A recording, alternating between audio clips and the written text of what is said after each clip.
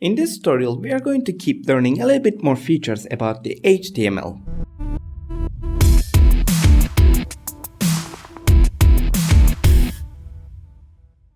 The first thing that I want to explain you here is this meta charset or meta charset, however you pronounce it. So if we didn't have this guy here, let's delete this and let's save it and see in our browser.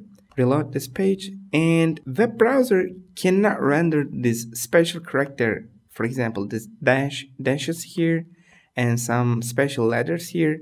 It should be a Juka Tesla, I guess the pronunciation. So it couldn't render this special character. So this meta charset element helps the web browser to render special characters and special letters in my website. So let's leave this guy here. Again, let's save it and let's refresh the page. Okay, this is good right now. Okay, web browsers don't really care about empty spaces in between your elements.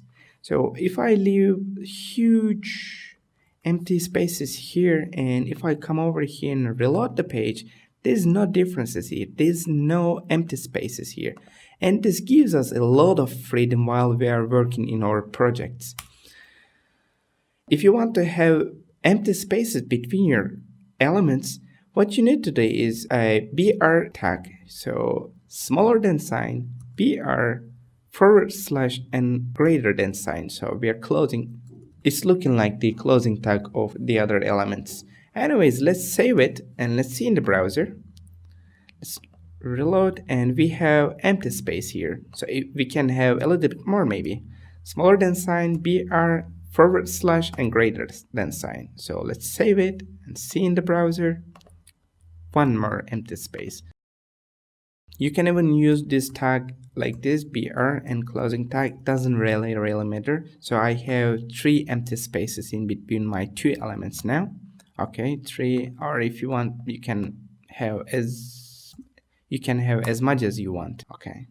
So let's see in the browser. Okay, so 6 empty spaces here in between my 2 elements. Okay, let's go back to editor and let's have only 1. Okay, the other tag that I want to talk about is HR. So what HR element leaves a line between your two elements. Okay, just like this one. All right. My homework was about Nikola Tesla. So in the first paragraph, his name should start with bold style, right? Okay, I'll have some empty spaces here.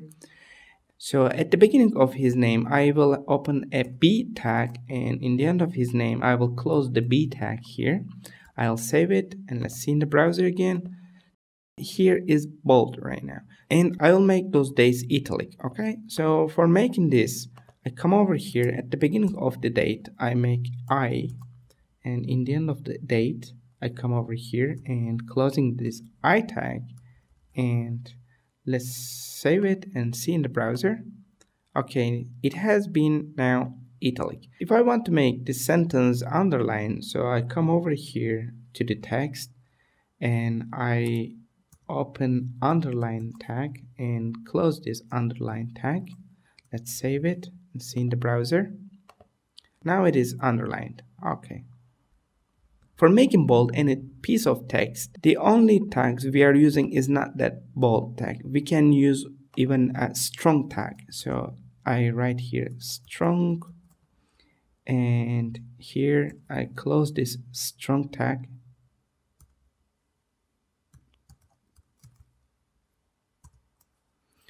Let's save it, see in the browser.